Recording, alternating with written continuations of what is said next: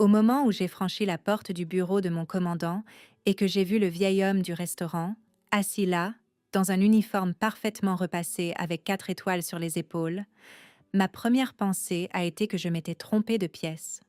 4 étoiles. Dans le corps des marines, ce genre de grade n'apparaît pas par hasard.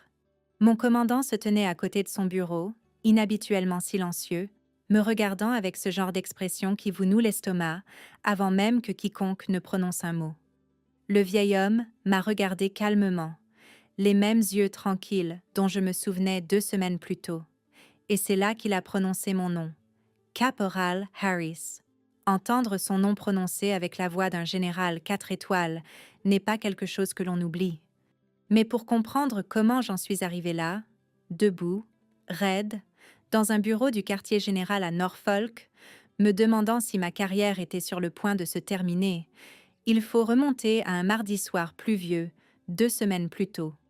La journée sur la base avait été longue, de ces journées qui semblent s'étirer à l'infini, où chaque tâche prend 2 fois plus de temps qu'elle ne le devrait, et où chaque marine a l'air de puiser dans ses réserves.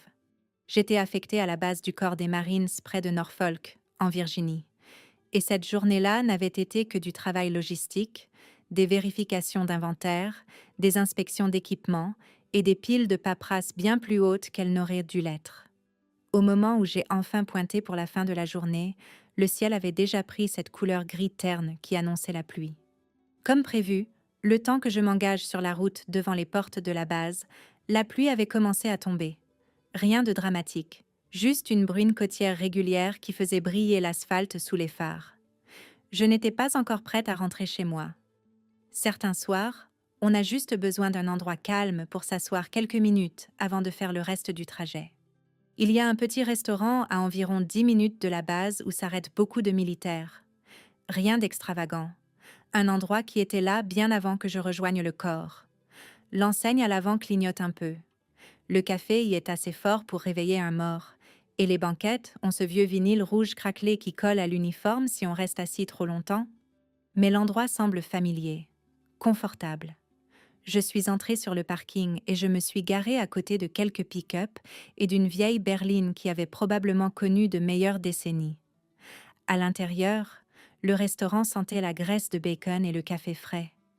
Il y avait peut-être 6 personnes dispersées dans la salle, un couple âgé partageant une tarte, un chauffeur de camion lisant un journal, et 2 marins assis au comptoir se disputant à propos de football américain. Je me suis glissée sur une banquette près de la fenêtre et j'ai commandé un café.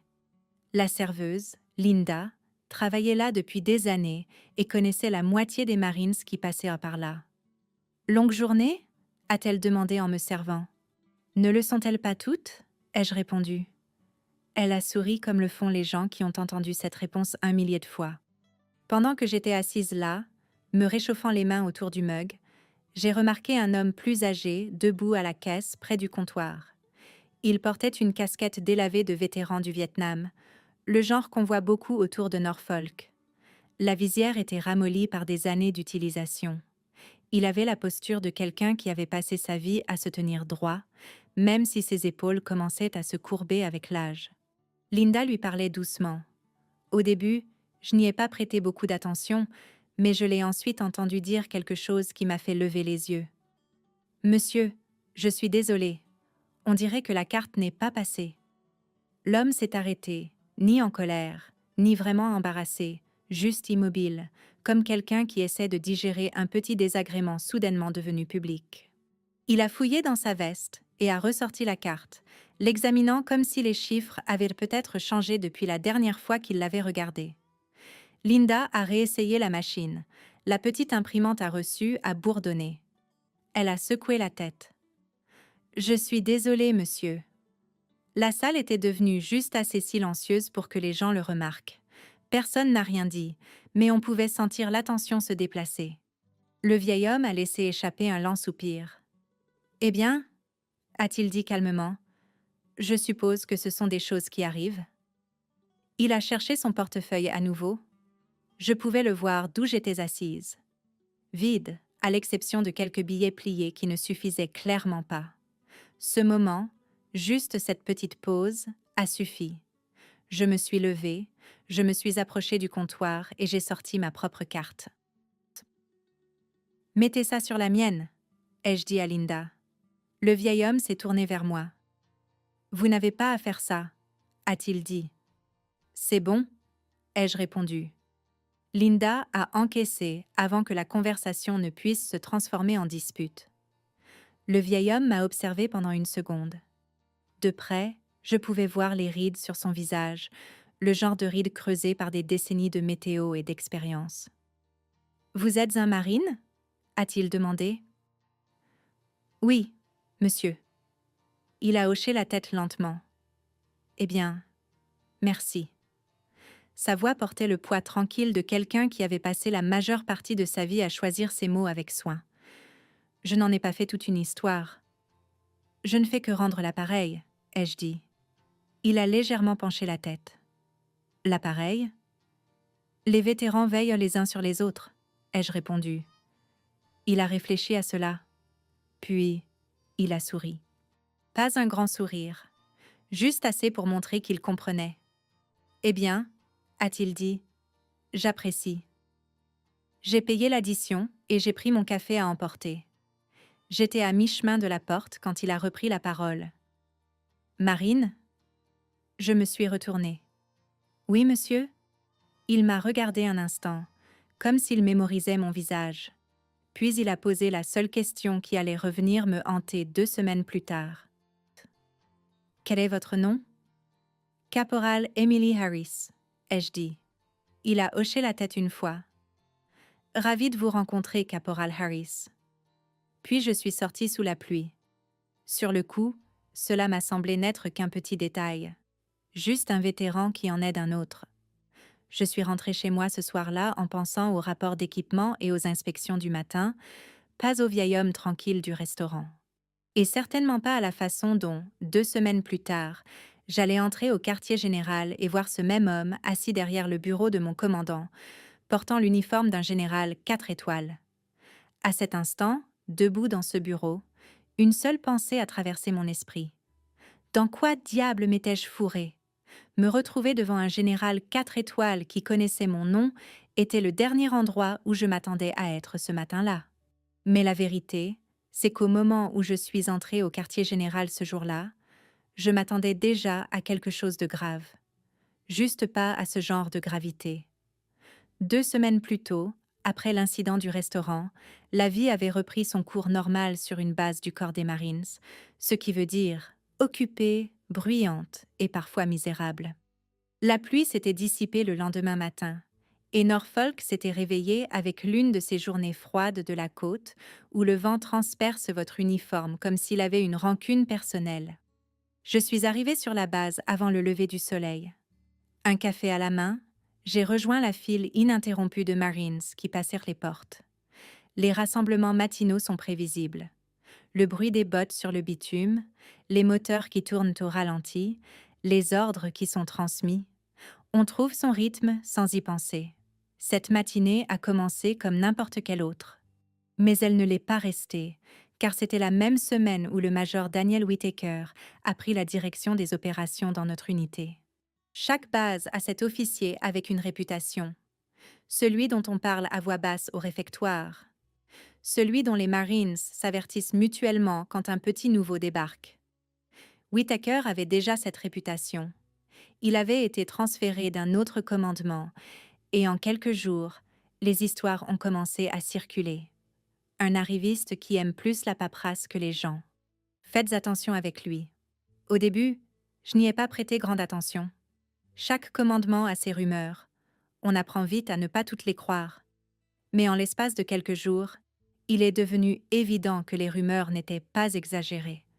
Le major Whittaker dirigeait les choses avec une autorité si rigide qu'elle ne laissait aucune place au bon sens. Chaque petite erreur devenait une leçon de morale. Chaque retard mineur devenait un avertissement écrit.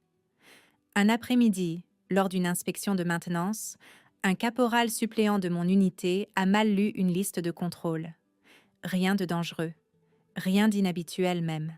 Whittaker a arrêté l'inspection entière et a passé 10 minutes à détruire le gamin devant 20 Marines. Vous représentez le corps des Marines des États-Unis, a-t-il lâché sèchement. Le souci du détail n'est pas optionnel. Le caporal suppléant avait l'air de vouloir s'enfoncer dans le sol en béton. Plus tard, dans le parc automobile, un des sergents plus âgés a marmonné dans sa barbe. « Ce type ne dirige pas des Marines », a-t-il dit. « Il gère de la paperasse. » Personne n'a ri, car tout le monde savait exactement ce qu'il voulait dire. Au début, Whittaker ne m'avait pas beaucoup remarqué. Je faisais profil bas, je faisais mon travail, et j'essayais de rester hors de la zone d'impact. Mais cela a changé environ une semaine après son arrivée. Tout a commencé par un rapport d'approvisionnement. Rien de dramatique, juste une vérification de routine de l'inventaire de l'équipement assigné à notre section. J'avais rempli la paperasse et l'avais soumise via la chaîne de commandement. 2 jours plus tard, j'ai été convoqué dans le bureau de Whittaker. Si vous avez déjà été convoqué de façon inattendue dans le bureau d'un officier, vous connaissez ce sentiment. Votre cerveau passe en revue chaque erreur possible que vous auriez pu commettre. J'ai frappé à la porte. « Entrez ». Whittaker était assis derrière son bureau, parfaitement calme. Il tenait une copie de mon rapport. « Caporal Harris », a-t-il dit sans lever les yeux. « Pensez-vous que la précision soit importante dans cette organisation ? » ?»« Oui, monsieur. » Il a fait glisser le rapport sur le bureau. « Il y a des incohérences ici. » J'ai regardé la page. Une petite erreur de numérotation sur l'une des lignes d'équipement. Le genre d'erreur d'écriture qui se corrige en 30 secondes environ. « Je peux corriger cela immédiatement, monsieur. » Whittaker s'est adossé à sa chaise. « Là n'est pas la question. » Et c'est à ce moment-là que j'ai réalisé qu'il ne s'agissait pas de paperasse. Il s'agissait de contrôle. Il a passé les 15 minutes suivantes à m'expliquer comment même les erreurs mineures donnaient une mauvaise image de la discipline de l'unité. Son ton est resté calme tout du long, ce qui, d'une certaine manière, rendait la chose encore pire. Finalement, il a prononcé les mots qui m'ont noué l'estomac. « Je vais placer une note dans votre dossier pour une petite faute de frappe dans l'inventaire. » Je suis sortie du bureau avec le sentiment de venir d'entrer dans le radar de quelqu'un. Au cours des jours suivants, les choses ont empiré. Des inspections supplémentaires, des rapports additionnels, des tâches qui semblaient soudain atterrir sur mon bureau plus souvent que sur celui de n'importe qui d'autre. Rien d'assez dramatique pour s'en plaindre, mais assez pour user une personne. Un après-midi, dans le parc automobile, le sergent Delgado m'a prise à part. « Ça va, Harris ?»« Très bien, sergent. » Il m'a observé une seconde. « Tu es sur la liste de Whittaker. »« Quelle liste ?»« La liste des Marines qui, selon lui, ont besoin d'une supervision supplémentaire. » J'ai soupiré. « Génial. » Delgado a secoué la tête. « Oh, ne le prends pas personnellement. Ce type fait ça partout où il va. » « Pourquoi le commandement permet-il cela ?» Il a eu un rire sec. « Parce que sur le papier, il a l'air parfait. C'est le problème avec certains types d'officiers. Ils savent exactement jusqu'où ils peuvent pousser les choses sans franchir la ligne qui leur attirerait des ennuis. » Whittaker ne criait jamais, ne menaçait jamais. Il documentait tout, c'est tout. Et la paperasse peut ruiner une carrière plus vite que les cris ne le pourraient jamais. À la fin de la 2e semaine, la tension autour de l'unité était devenue suffisamment épaisse pour être ressentie. Les Marines chuchotaient à propos de demandes de transfert. Un caporal d'une autre section avait déjà reçu 2 blâmes pour des choses qui, auparavant, se réglaient par une simple conversation. Puis est venu le matin où tout a changé. C'était un jeudi, froid et dégagé. Je venais de terminer les vérifications matinales quand le sergent Delgado s'est avancé vers moi avec un regard qui ne me plaisait pas. « Harris », a-t-il dit doucement. « Oui, sergent. » Le quartier général vient d'appeler. Mon estomac s'est noué. « À quel sujet ? » On vous ordonne de vous présenter. Cette phrase a toujours du poids. Ordonner de se présenter. Cela signifie que quelqu'un de plus haut placé veut vous voir immédiatement. Ont-ils dit pourquoi ? Non, monsieur. C'était la pire réponse possible. En marchant vers le bâtiment administratif, mon esprit a passé en revue chaque rapport, chaque inspection, chaque conversation que j'avais eue avec le Major Whittaker. Avait-il fait remonter quelque chose? Déposer une plainte officielle? La paperasserie qui met fin à une carrière commence souvent par une réunion discrète à huis clos. Le bâtiment du quartier général se dressait près du centre de la base. Des murs de briques propres. Le drapeau américain claquant au vent. À l'intérieur, tout sentait légèrement la cire à parquet et le vieux papier. La réceptionniste a levé les yeux quand je suis entrée. Caporal Harris. Oui, madame. Entrez. J'ai marché dans le couloir, mes bottes résonnant sur le sol carrelé. Quand j'ai atteint la porte, j'ai fait une pause d'une demi-seconde. Puis j'ai frappé. Entrez. Je suis entrée à l'intérieur. Mon commandant se tenait à côté de son bureau, et assis calmement dans le fauteuil en face de lui, se trouvait le vieil homme du restaurant.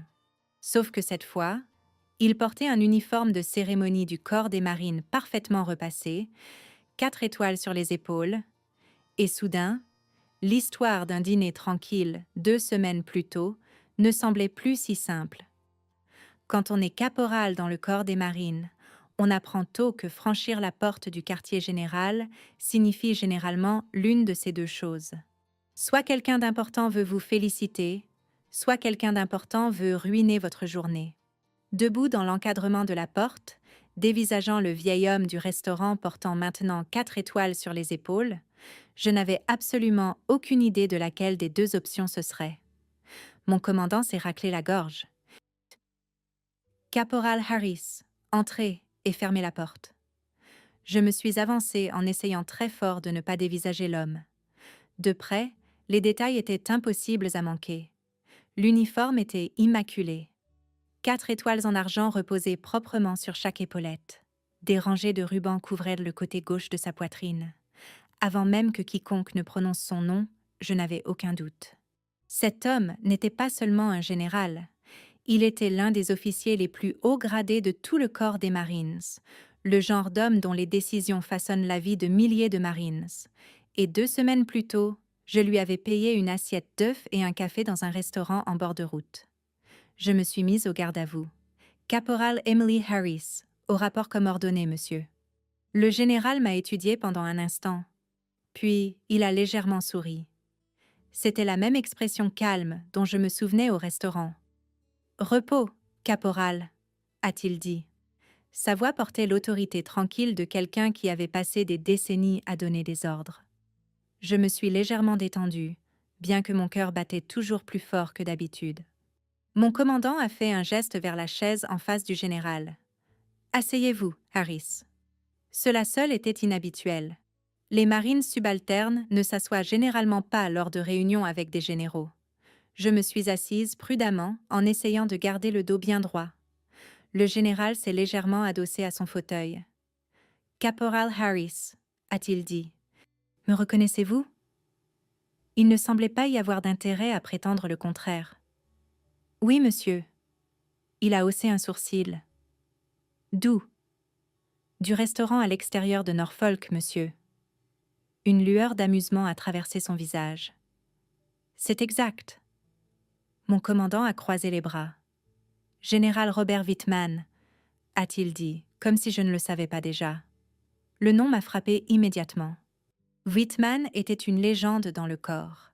35 ans de service, de multiples déploiements, le genre d'officier dont les discours sont cités dans les cours de leadership, et il y a 2 semaines, je l'avais vu galérer avec une carte de crédit refusée au comptoir d'un restaurant.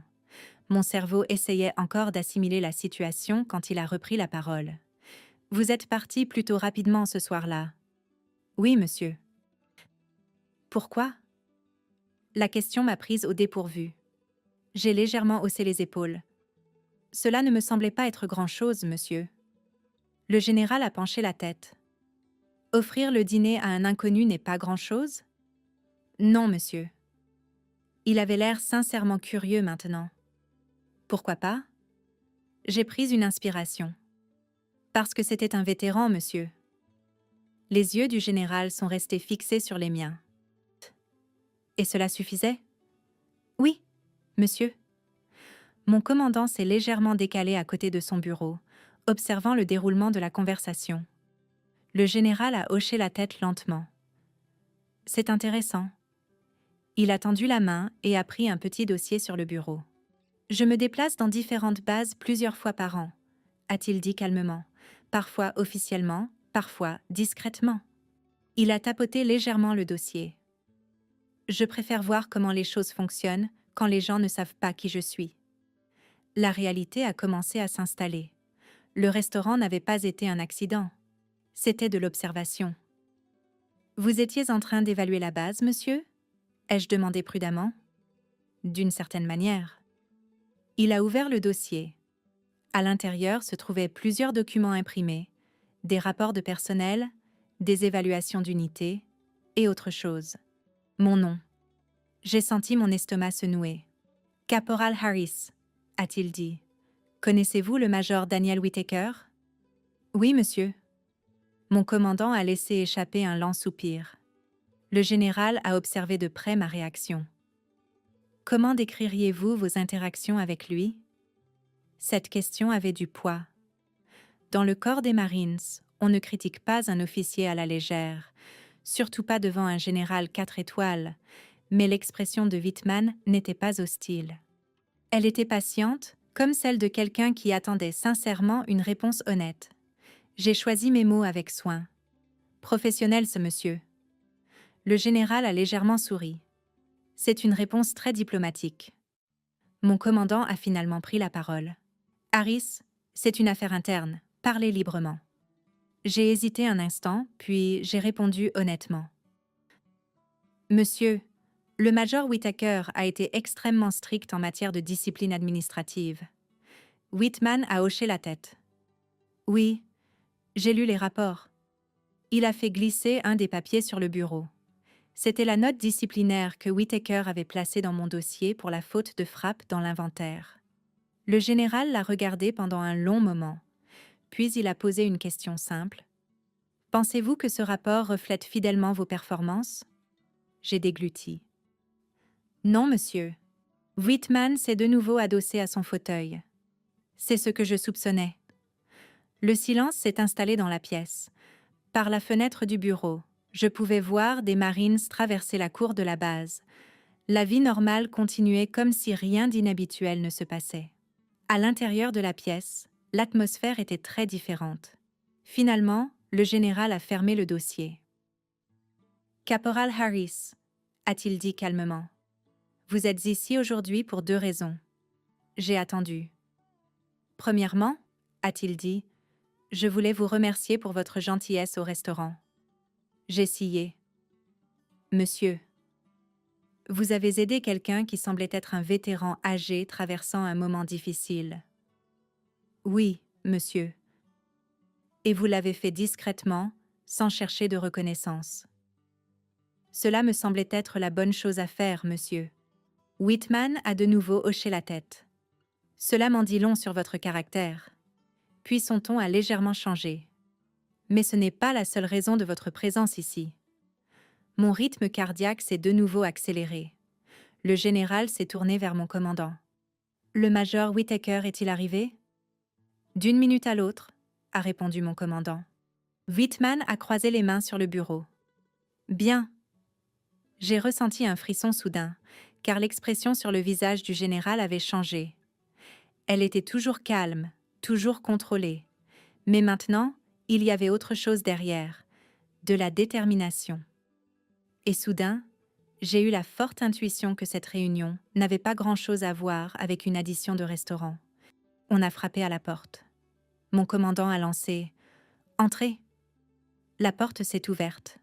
Le major Daniel Whittaker est entré.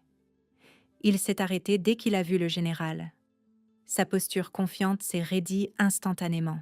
« Monsieur, je n'étais pas au courant. » Le général Whitman n'a pas élevé la voix. Il l'a simplement regardé. « Major Whittaker, » a-t-il dit doucement. « Veuillez vous asseoir. » Et c'est à ce moment-là que j'ai réalisé quelque chose d'important.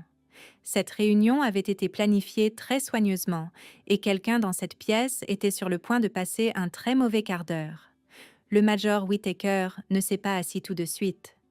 Pendant un instant, il est resté là, dans l'encadrement de la porte, essayant clairement de comprendre comment il avait pu atterrir dans une pièce avec un général 4 étoiles, son commandant et l'un de ses caporaux assis à la même table.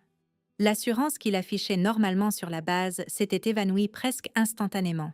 « Monsieur », a dit Whittaker en se mettant au garde-à-vous, « je n'étais pas au courant de votre visite aujourd'hui. » Le général Whitman n'a pas répondu immédiatement. Il a simplement observé le major pendant quelques secondes, de la manière dont un marine de haut rang étudie parfois une situation avant de parler. « Major », a-t-il dit calmement, « veuillez fermer la porte. » Whittaker l'a fait. Puis, il s'est assis. Je pouvais voir ses yeux se poser brièvement sur moi, la confusion inscrite sur tout son visage. Pourquoi étais-je là? Pourquoi était-il là? Et pourquoi le général semblait-il diriger la conversation? Whitman a croisé les mains sur le bureau.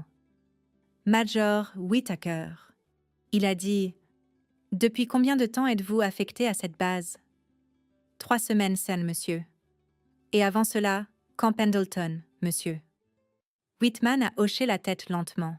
« Je vois. » Il a rouvert le dossier. J'ai reconnu les papiers à l'intérieur, des rapports de personnel, des notes d'inspection, le même genre de paperasserie administrative qui apparaissait dans notre unité depuis l'arrivée de Whittaker. Le général a baissé les yeux sur une page, puis sur une autre. « Major, a-t-il dit, êtes-vous familier avec le concept de leadership par l'autorité par opposition au leadership par la confiance? » Whittaker s'est légèrement redressé. « Oui, monsieur. » « Et quelle approche considérez-vous comme la plus efficace? » « Les deux ont leur place, monsieur. » Whitman a fait un petit signe de tête. « C'est une réponse acceptable. » Puis, il a fait glisser l'un des documents sur le bureau. Whittaker l'a pris. J'ai reconnu le rapport immédiatement. La note disciplinaire que Whittaker avait placée dans mon dossier pour la faute de frappe dans le rapport d'approvisionnement. Whitman l'a regardé le lire. « Vous souvenez-vous avoir déposé ceci? » « Oui, monsieur. » Expliquez la situation. La voix de Whittaker était assurée. « Il y avait une incohérence de documentation dans un rapport logistique, monsieur. J'ai estimé qu'une action corrective était nécessaire. » Le général s'est légèrement adossé. « Une action corrective? »« Oui, monsieur. » Whitman a tapoté légèrement la table avec son doigt. « Avez-vous parlé avec le caporal Harris avant de déposer le rapport? » Whittaker a hésité. « Non, monsieur. » « Avez-vous vérifié si l'incohérence affectait la préparation opérationnelle? » « Non, monsieur. » Whitman a hoché la tête à nouveau. « Intéressant. » La pièce semblait très silencieuse. Mon commandant n'avait pas prononcé un mot depuis l'entrée de Whittaker, mais je pouvais voir qu'il observait chaque détail avec attention. Whitman a tourné une autre page du dossier. « Major Whittaker, » a-t-il poursuivi. Lors de ma visite sur cette base, je me suis fait un devoir de parler avec plusieurs Marines de différentes unités. Whittaker est resté silencieux. Savez-vous pourquoi je visite parfois des bases sans annoncer mon grade? Non, monsieur. Pour pouvoir observer comment les Marines se comportent quand ils pensent que personne d'important ne regarde. Whittaker a hoché la tête une fois. C'est logique, monsieur. Les yeux de Whitman se sont brièvement déplacés vers moi, puis il a dit « J'ai appris quelque chose d'inattendu. » La pièce est redevenue silencieuse. Whitman a fermé le dossier lentement. « Il y a 2 semaines, a-t-il dit, j'ai visité un restaurant près de Norfolk. » Whittaker a légèrement froncé les sourcils. « Un restaurant, monsieur? » « Oui. » Whitman a posé ses mains calmement sur le bureau. « Dans ce restaurant, ma carte de crédit a été refusée. » Whittaker a cligné des yeux, clairement incertain de la direction que prenait cette conversation. « Je vois, monsieur. » « Et quand cela s'est produit, » a poursuivi Whitman, « le caporal Harris a discrètement payé l'addition. » Whittaker a de nouveau jeté un coup d'œil vers moi. Pour la première fois depuis qu'il était entré dans la pièce, son expression montrait une réelle confusion. Whitman a continué à parler du même ton calme. « Elle n'a pas demandé de reconnaissance. » Il a regardé directement Whittaker. « Elle n'est même pas restée assez longtemps pour recevoir des remerciements. Whittaker a hoché la tête maladroitement. C'était généreux de sa part, monsieur. Oui, a dit Whitman. Ça l'était. Une autre pause a suivi, puis Whitman s'est penché légèrement en avant. Oh, mais ce n'est pas la raison pour laquelle cette réunion a été programmée. La posture de Whittaker s'est raidie. Whitman a rouvert le dossier. À l'intérieur se trouvaient plusieurs documents supplémentaires. Il les a fait glisser sur le bureau vers Whittaker. Au cours de ma visite, a déclaré le général, j'ai également examiné les rapports du personnel de ce commandement. Whittaker a pris les pages. Pendant qu'il les lisait, son expression a changé lentement, subtilement. L'assurance qu'il affichait normalement a commencé à se dissiper. Whitman a continué de parler. Major Whittaker, j'ai ici une série de mesures administratives que vous avez prises à l'encontre de jeunes Marines au cours de vos 3 premières semaines sur cette base. Whittaker s'est raclé la gorge. Oui, monsieur. Whitman a tapoté le dossier. 6 rapports disciplinaires. Oui, monsieur. 4 avertissements écrits supplémentaires. Whittaker s'est agité sur sa chaise. Un leadership correctif, monsieur. La voix de Whitman est restée parfaitement calme. C'est ainsi que vous appelez ça? Whittaker a hoché la tête prudemment. Oui, monsieur. Whitman s'est adossé à nouveau. Et pourtant, a-t-il dit doucement. En parlant avec les Marines de votre unité, j'ai remarqué un schéma. Whittaker n'a pas répondu. Le moral est en baisse. La pièce est restée silencieuse. Les Marines décrivent le fait de se sentir ciblés plutôt que guidés. Whittaker a essayé de garder son sang-froid. Avec tout le respect que je vous dois, monsieur, la discipline semble parfois inconfortable. Whitman a hoché la tête lentement. C'est vrai. Puis, il a dit quelque chose qui a refroidi l'atmosphère de la pièce. Mais la discipline doit être juste. Il a tapoté à nouveau l'une des pages. Dans plusieurs de ses rapports, les prétendues erreurs étaient des erreurs administratives qui auraient pu être corrigées par une conversation. Whittaker n'a rien dit. Whitman a continué. Au lieu de cela, vous les avez documentées formellement. Oui, monsieur. Pourquoi? Whittaker a hésité. Pour la responsabilisation, monsieur. Whitman l'a étudié attentivement. Puis il a posé la question qui a tout changé.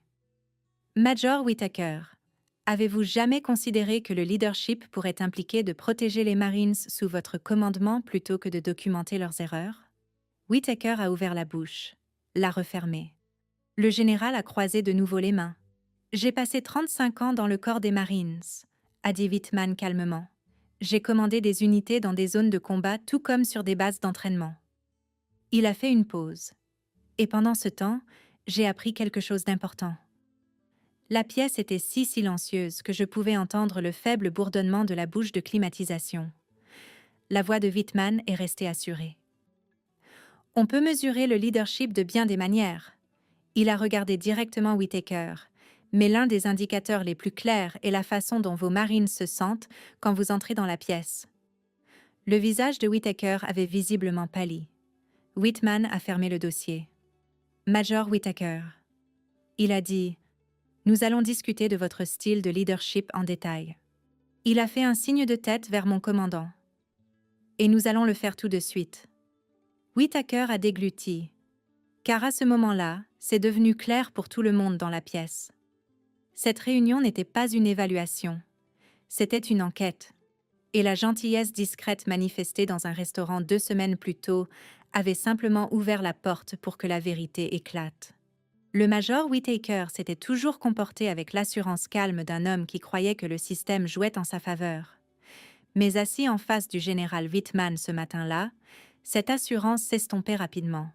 La pièce semblait s'être rétrécie d'une certaine façon. Les murs n'avaient-ils pas bougé, bien sûr, mais le poids de la conversation rendait tout plus étouffant, plus silencieux. Whitman a fermé le dossier devant lui et a posé ses 2 mains sur le bureau. « Major Whittaker, a-t-il dit d'un ton neutre, le leadership dans le corps des Marines exige du discernement. » Whittaker a hoché la tête avec raideur. « Oui, monsieur. » « Et le discernement, a poursuivi Whitman, exige de comprendre la différence entre la discipline et l'intimidation. Whittaker s'est légèrement agité sur sa chaise. Avec tout le respect que je vous dois, monsieur, mon intention a toujours été de maintenir les normes. Whitman l'a observé pendant un long moment. Les normes sont importantes, a déclaré le général. Aucun marine ne dirait le contraire. Il s'est légèrement adossé. Mais le leadership n'est pas un concours de paperasse. La mâchoire de Whittaker s'est crispée. De l'autre côté de la pièce, mon commandant est resté silencieux, même si je pouvais voir à son expression que rien de tout cela ne le surprenait. Whitman a rouvert le dossier. À l'intérieur se trouvaient plusieurs documents supplémentaires que je n'avais pas vus auparavant. Au cours de ma visite, a-t-il dit calmement, j'ai demandé l'avis des Marines de cette unité. Whittaker avait l'air confus. L'avis, monsieur? Oui.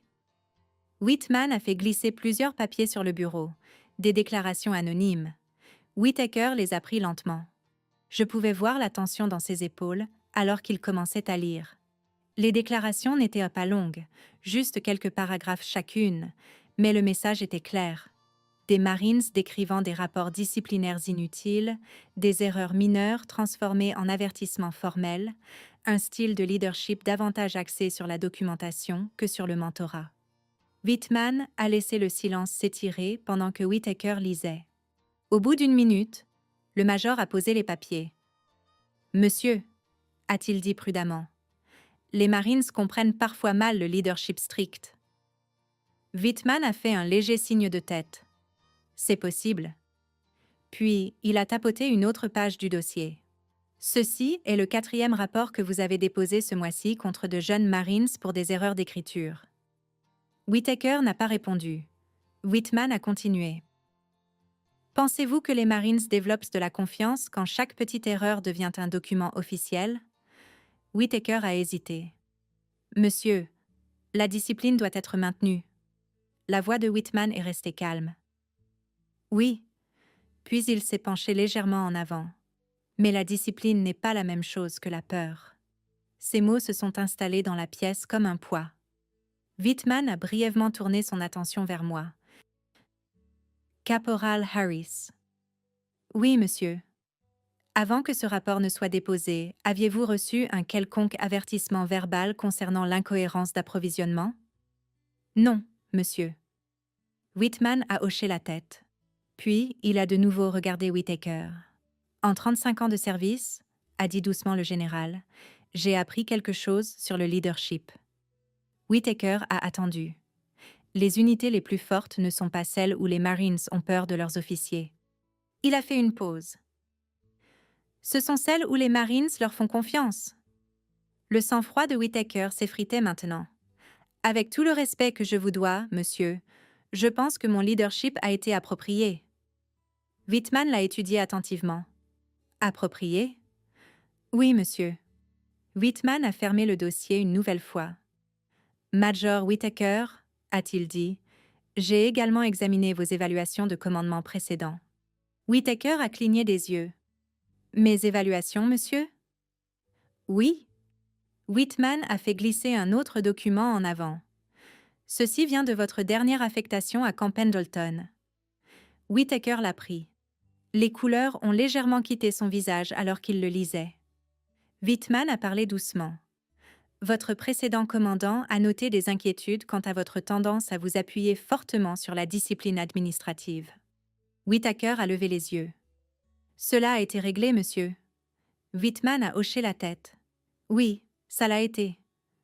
Il a de nouveau croisé les mains, mais il semble que le schéma se soit poursuivi. La pièce est devenue silencieuse. Whittaker a essayé une dernière fois. Monsieur, j'ai toujours agi dans le meilleur intérêt du corps. Whitman a soutenu son regard. Je suis sûr que vous le croyez. Puis le général a dit quelque chose qui a semblé vider le major de ses dernières onces de confiance. Cependant, le leadership se mesure au résultat. Whitman a fait un léger geste vers mon commandant, le colonel Reeves. Mon commandant s'est avancé. Oui, monsieur. La voix de Whitman est restée assurée. Sur la base des déclarations et de la documentation examinées au cours de cette visite, je recommande que le major Whittaker soit relevé de son autorité opérationnelle actuelle dans l'attente d'une révision formelle du commandement. La tête de Whittaker s'est relevée d'un coup. « Monsieur !» Whitman a levé une main. La pièce est devenue silencieuse instantanément. « Ce n'est pas une punition, Major. » Whittaker n'a rien dit. « C'est une pause ?» a poursuivi Whitman. « Une révision déterminera si votre approche du leadership s'aligne sur les normes attendues des officiers de ce commandement. » Les épaules de Whittaker se sont légèrement affaissées. « Oui, monsieur. » Whitman a hoché la tête une fois. « Vous pouvez retourner à vos quartiers pour le moment. » Whittaker s'est levé lentement. Il a regardé autour de la pièce, croisant brièvement mon regard. Il n'y avait plus de colère dans son expression. Juste la réalisation stupéfaite que le système en lequel il avait tant confiance avait tourné son attention vers lui. Il a réajusté son uniforme. « Permission de me retirer, monsieur ?» « Accordé. » Whittaker est sorti du bureau. La porte s'est refermée doucement derrière lui. Pendant un instant, personne n'a parlé. Puis, Whitman a laissé échapper un lent soupir. « Colonel Reeves, » a-t-il dit. « Oui, monsieur. » « Veillez à ce que la révision se déroule équitablement. »« Bien sûr, monsieur. » Whitman a hoché la tête. « Bien. » La pièce semblait plus légère d'une certaine façon. La tension qui l'avait remplie quelques minutes plus tôt s'était dissipée. Puis le général a reporté son attention sur moi. « Caporal Harris. »« Oui, monsieur. » Il a souri légèrement. « Vous avez eu une matinée inhabituelle. »« Oui, monsieur. Ça a tendance à arriver parfois. » Je me suis autorisé un petit sourire. Whitman s'est adossé à sa chaise. « Vous savez, » a-t-il dit pensivement, « le corps des Marines fonctionne grâce à la discipline. »« Oui, monsieur. Mais il survit grâce à autre chose. J'ai attendu. Le caractère. » Le mot est resté suspendu en l'air. Whitman a fait un signe de tête vers la porte par laquelle Whittaker était sorti. La justice dans le corps est rarement bruyante. Il a fait une pause. Mais elle doit toujours être juste. Et assise là, dans ce bureau, j'ai réalisé quelque chose d'important. Le petit moment dans ce restaurant n'avait pas changé le cours de ma carrière, mais il avait révélé quelque chose de beaucoup plus grand. Le leadership. Le vrai leadership observe tout, même quand on ne s'en rend pas compte. Après que le major Whittaker a quitté le bureau, la pièce est devenue silencieuse d'une manière qui semblait différente d'avant. Pas tendue, pas lourde, juste pensive. Le colonel Reeves a fermé le dossier sur le bureau et a regardé vers le général Whitman. « Monsieur, » a-t-il dit respectueusement, « je vais commencer la révision du commandement immédiatement. » Whitman a hoché la tête. « Merci, colonel. » Reeves m'a jeté un bref regard difficile à déchiffrer, en partie rassurant, en partie approbateur. Puis, il est sorti du bureau pour passer les coups de fil nécessaires. La porte s'est refermée doucement derrière lui. Maintenant, il n'y avait plus que le général et moi. Pendant quelques secondes, aucun de nous n'a parlé. Whitman s'est légèrement adossé à sa chaise et a regardé par la fenêtre en direction de la place d'armes, où des marines se déplaçaient entre les bâtiments en petits groupes. De cette distance, il ressemblait presque à un mécanisme d'horlogerie. Ordonné, précis. Mais quiconque a servi sait que derrière cette précision se cachent des milliers d'histoires individuelles. De jeunes Marines apprenant à porter des responsabilités. Des dirigeants apprenant, parfois à la dure, la véritable influence qu'ils ont sur les personnes sous leurs ordres. Whitman a finalement reporté son attention sur moi. « Caporal Harris. »« Oui, monsieur. » Il a de nouveau fait un geste vers la chaise. « Repos. » Je me suis un peu détendue. « Vous vous demandez probablement pourquoi je vous ai demandé de rester, » a-t-il dit. « Oui, monsieur. » Il a souri faiblement. « C'est de bonne guerre. » Whitman a attrapé la tasse de café posée sur le bureau. Elle avait probablement été placée là avant mon arrivée, mais il n'y avait pas touché pendant la réunion. Maintenant, il en a pris une lente gorgée. « Vous savez, a-t-il dit, quand on sert assez longtemps dans le corps des Marines, on commence à remarquer des schémas. » J'ai hoché la tête. « Oui, monsieur. » Vous voyez, de jeunes Marines arrivent pleins d'énergie et de détermination. Une autre gorgée de café. Et on voit des officiers apprendre comment porter l'autorité. Il a reposé la tasse. Certains retiennent les bonnes leçons. Il a fait une pause. Et d'autres non. Je savais qu'il faisait référence à Whittaker, mais il n'a plus jamais prononcé son nom. Whitman a croisé les mains. Le leadership, ce n'est pas une question de contrôle, a-t-il poursuivi doucement. C'est une question de responsabilité. Oui, monsieur. Vous seriez surprise du nombre d'officiers qui confondent ces deux choses. Je l'ai cru. Whitman s'est penché légèrement en avant. Savez-vous pourquoi je voyage de cette façon parfois? Vous avez mentionné l'observation discrète d'unité, monsieur. Oui. Il a hoché la tête. Quand les marines savent qu'un général est en visite, tout change. Oui, monsieur. Les sols sont polis 2 fois. Les rapports sont parfaits. Tout le monde dit ce qu'il faut. Il s'est autorisé un petit sourire. Mais cela ne vous dit pas grand-chose sur la façon dont une unité fonctionne réellement. C'était logique. Alors parfois, a-t-il dit, je voyage sans cérémonie. Et le restaurant en faisait partie, monsieur. Whitman a gloussé doucement. Pas intentionnellement. Il a tapoté légèrement le bureau. Ma voiture venait tout juste d'arriver de l'aérodrome et je voulais un café avant de me présenter à la base. Donc, le problème de carte de crédit n'était pas un test. Il a secoué la tête. Cette partie-là était bien réelle. Pour la première fois depuis le début de la réunion, je me suis sentie assez à l'aise pour sourire. Oui, monsieur. L'expression de Whitman s'est adoucie. Mais votre réaction m'a appris quelque chose. Monsieur, vous n'avez pas hésité. J'ai légèrement haussé les épaules.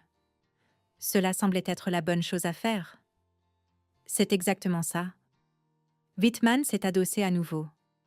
Le caractère se révèle dans de petits moments. Il a de nouveau regardé vers la fenêtre pendant 1 seconde. Quand les gens croient que personne d'important ne regarde. La pièce était silencieuse, à l'exception des bruits lointains de l'activité à l'extérieur. Puis, il a dit quelque chose qui est resté gravé en moi bien après cette journée. Dans le corps des Marines, le grade indique aux gens l'autorité que vous avez. Il a fait une pause. Oh, mais le caractère leur dit si vous la méritez. J'ai réfléchi à cela. Oui, monsieur. Whitman m'a regardé à nouveau. Vous n'avez pas payé l'addition de ce restaurant en espérant que quelqu'un d'important le remarque? Non, monsieur. Vous n'êtes même pas resté assez longtemps pour être remercié? Non, monsieur. Il a hoché la tête lentement. C'est pourquoi cela comptait. Pendant un instant, nous sommes restés tous les deux assis en silence. Puis, il a de nouveau fouillé dans le dossier. Quand il a sorti le document cette fois-ci, ce n'était pas de la paperasse disciplinaire. C'était une simple feuille à en-tête officielle. Il l'a fait glisser sur le bureau. Jetez-y un œil. Je l'ai prise prudemment. C'était une citation à l'ordre, une note officielle reconnaissant le professionnalisme et l'intégrité. Mon nom était proprement dactylographié en haut. Monsieur... Whitman a levé la main doucement. Ce n'est pas une récompense pour avoir payé le petit déjeuner de quelqu'un. J'ai hoché la tête. Je comprends, monsieur. C'est une reconnaissance pour quelque chose de plus important. Il s'est penché légèrement en avant. Le corps des Marines a besoin de leaders qui comprennent le respect. Oui, monsieur. Pas seulement le respect ascendant envers le grade. Il a tapoté légèrement le bureau. Mais le respect pour les Marines qui se tiennent à vos côtés. J'ai plié le papier et je l'ai reposé sur le bureau. Merci, monsieur. Whitman a hoché la tête. De rien, caporal. Puis, il a dit quelque chose qui m'a surprise. Prévoyez-vous de rester dans le corps sur le long terme? J'y ai réfléchi. Oui, monsieur, en effet. Il a souri légèrement. Bien. Il s'est levé de sa chaise. Le mouvement était lent mais assuré, la posture de quelqu'un qui avait passé des décennies en uniforme. Quand vous monterez en grade dans cette organisation, a-t-il dit, souvenez-vous d'aujourd'hui. Oui, monsieur. Souvenez-vous de ce que l'on ressent face au leadership quand on est sous ses ordres. Je me suis levée également. Oui, monsieur. Wittmann a tendu la main. J'ai hésité une seconde. Ce n'est pas tous les jours qu'un général 4 étoiles propose de serrer la main d'un caporal, mais il a attendu patiemment, alors je l'ai serré. Sa poignée de main était ferme. Continuez à bien faire les petites choses, a-t-il dit. Oui, monsieur. Parce qu'à la fin, a-t-il ajouté, ce sont ces choses-là qui bâtissent le genre de corps des marines que nous sommes fiers de servir. Il a relâché ma main. Vous pouvez disposer, Caporal Harris? À vos ordres, monsieur. Je suis sortie du bureau et me suis retrouvée dans le couloir. La base avait exactement la même apparence qu'une heure plus tôt. Des Marines marchant entre les bâtiments, des véhicules traversant le parc automobile, la routine continuant comme si rien d'inhabituel ne s'était produit. Mais quelque chose avait changé pour moi, parce que ce matin-là, j'avais vu à quoi ressemblait le vrai leadership. Et il ne venait pas de la paperasse, il venait du caractère.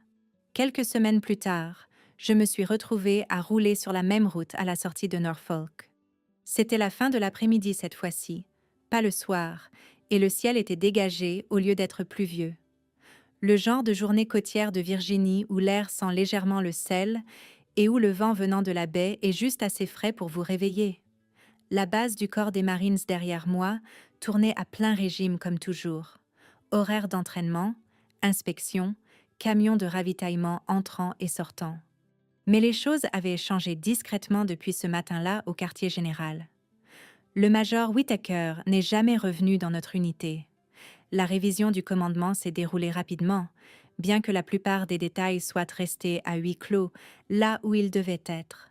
C'est ainsi que le corps gère les choses la plupart du temps, discrètement, professionnellement, sans transformer les erreurs de leadership en spectacle public.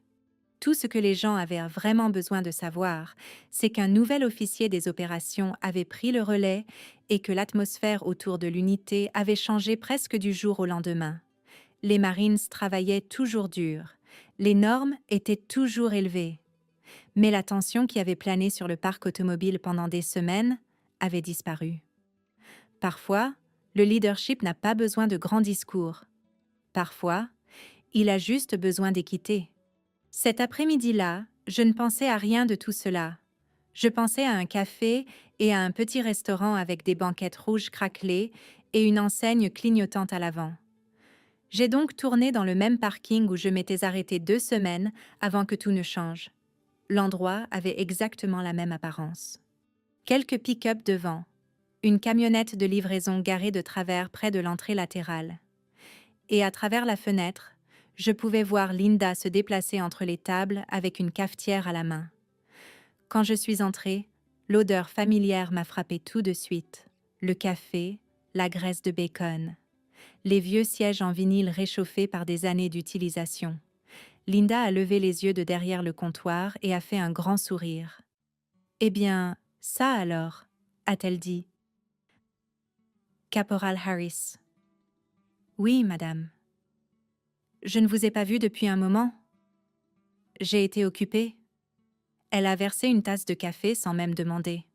« La banquette habituelle ?»« Oui, madame. » Je me suis glissée sur la même banquette près de la fenêtre où je m'étais assise cette soirée pluvieuse. Pendant quelques minutes, tout a semblé merveilleusement ordinaire. Le café fumant devant moi, le léger cliquetis de l'argenterie venant de la cuisine. 2 hommes plus âgés au comptoir discutant des conditions de pêche comme ils le faisaient probablement chaque semaine depuis 20 ans. Linda est passée pour remplir ma tasse. « Vous avez l'air d'avoir passé une de ces semaines du corps des Marines » a-t-elle dit. J'ai ri doucement. « On peut dire ça. » Elle s'est appuyée contre la banquette. « Vous savez, » a-t-elle dit, « il s'est passé quelque chose d'intéressant après votre départ l'autre soir. »« Oh, ce vieux vétéran que vous avez aidé ?»« Oui, madame. »« Eh bien, il est revenu le lendemain matin. » J'ai haussé un sourcil. « Ah bon ?» Il s'est assis juste là au comptoir et a commandé exactement le même petit déjeuner. Elle a pointé du doigt le tabouret près de la caisse. Que s'est-il passé? Linda a souri. Eh bien, d'abord, il a posé des questions sur vous. Sur moi? Hmm. Elle a essuyé ses mains sur une serviette. Il voulait connaître à nouveau votre nom, a demandé à quelle fréquence les Marines s'arrêtaient ici. J'ai hoché la tête. Ça lui ressemble bien. Linda a poursuivi. Et avant de partir, il a payé le petit déjeuner de chaque marine qui a franchi la porte ce matin-là. J'ai cligné des yeux. Vraiment? Tout à fait. Elle a gloussé. Il n'a jamais dit à personne pourquoi. Cela ressemblait exactement à quelque chose que le général Whitman ferait. Discret, simple, respectueux. Linda a légèrement penché la tête. Vous savez qui il était, n'est-ce pas? Oui, madame.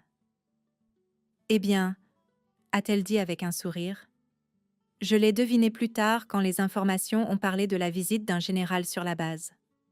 Elle a secoué la tête lentement. 4 étoiles. Oui, madame. Linda a ri doucement. Et dire que je pensais qu'il n'était qu'un autre vieux marine de passage. D'une certaine manière, ai-je dit, il l'était. Elle a tapoté la table. Eh bien, quoi que vous ayez fait ce soir-là, ça a dû signifier quelque chose. J'ai baissé les yeux vers le café entre mes mains. Je pense que oui. Linda est retournée vers le comptoir, me laissant seule avec mes pensées. Par la fenêtre, les voitures défilaient sur l'autoroute. La vie suivait son cours de la même manière qu'elle l'avait toujours fait. Je suis restée assise là un moment, repensant à l'étrange enchaînement d'événements qui avait commencé dans ce petit restaurant. Une carte de crédit refusée, un acte de gentillesse discret, une réunion dans le bureau d'un quartier général qui avait changé le cours de la carrière de quelqu'un, et une leçon sur le leadership que je porterai pour le reste de ma vie. Le corps des Marines vous apprend beaucoup de choses. Comment travailler dur? Comment supporter l'inconfort? Comment s'appuyer sur les personnes à vos côtés? Mais parfois, les leçons les plus importantes viennent de moments simples. Une conversation, une décision, le choix de faire ce qui est juste, même quand personne d'important ne semble regarder. Parce que la vérité, c'est qu'on ne sait jamais vraiment qui pourrait être en train de regarder. C'est quelque chose que le général Whitman avait très bien compris et dont je me souviendrai bien après la fin de mon temps en uniforme. Alors, si vous écoutez cette histoire et que quelque chose vous rappelle un moment de votre propre vie, une époque où vous avez eu la chance d'aider quelqu'un discrètement sans chercher de reconnaissance, j'espère que vous garderez ce souvenir. Ces moments comptent plus que nous ne le réalisons souvent. Si cette histoire a signifié quelque chose pour vous, n'hésitez pas à la partager avec quelqu'un qui croit aux mêmes valeurs, le respect, l'équité et faire ce qui est juste quand cela compte. Et si vous souhaitez entendre d'autres histoires comme celle-ci, vous êtes toujours les bienvenus pour revenir et écouter à nouveau, car parfois, les plus petits actes de caractère peuvent résonner beaucoup plus loin qu'on ne l'aurait jamais imaginé. Merci de votre écoute. Pinche Febe, no mames. Pasaste de lanza, loco. Llámame otro.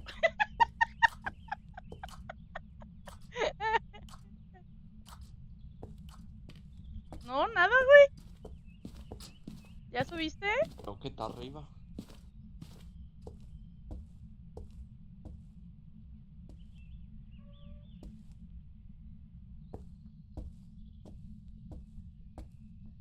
Aquí hay como arañazos o algo, no sé qué hay en el piso. Mira, también acá. Ah, no, olvídalo, son las plantitas. Vamos viendo.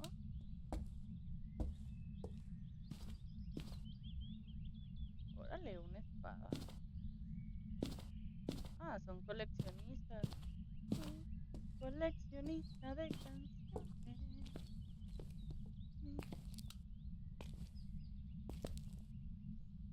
Ay, no mames, no encuentro nada, loco.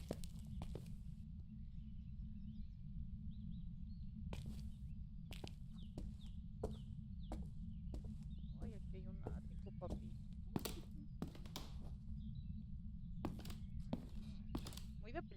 terror, ¿eh? Estoy muy bien, padre. Ahora no asusté.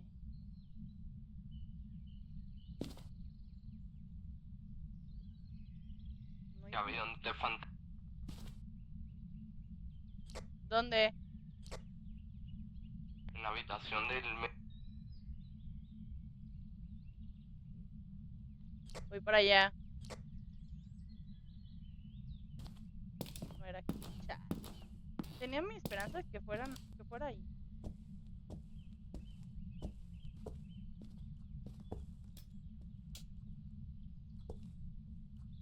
¿Qué está pasando? ¡A la verga! ¿Aquí? ¡A la verga! No mames, me va a matar, me va a matar. No mames, ¡a la verga!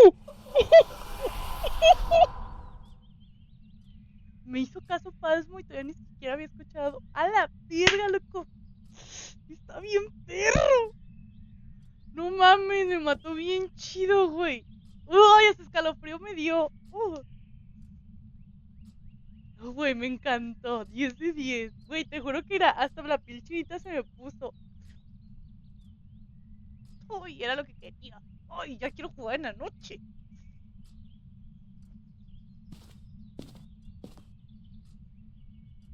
No manches. Oh, 10 de 10. ¿Qué, loco? ¿Tú qué?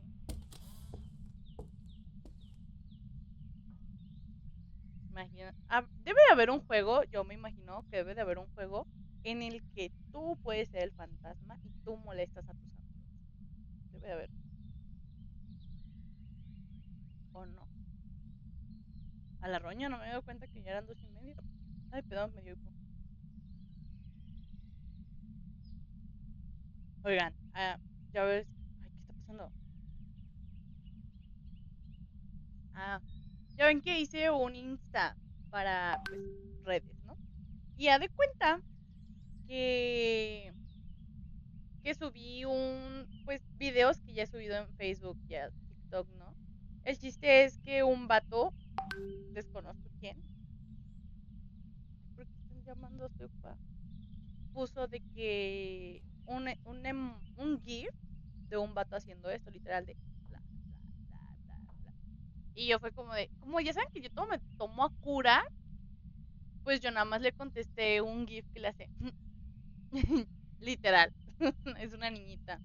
Y me contestó en inglés, pero decía de que, me contestó, oh my god, me contestó, me enamoré, estoy enamorado. Y yo así de, ¿qué pedo, loco? No te entiendo. O sea, que soy buena onda y todo, pero me suena a ira, huele a sarcasmo. Small bitch. Es mi opinión. Ay, verga, me asustaste. No salgas así. Imagínate, ¿no? Que pudiera agarrar este jarrón y pácatelas en el lomo.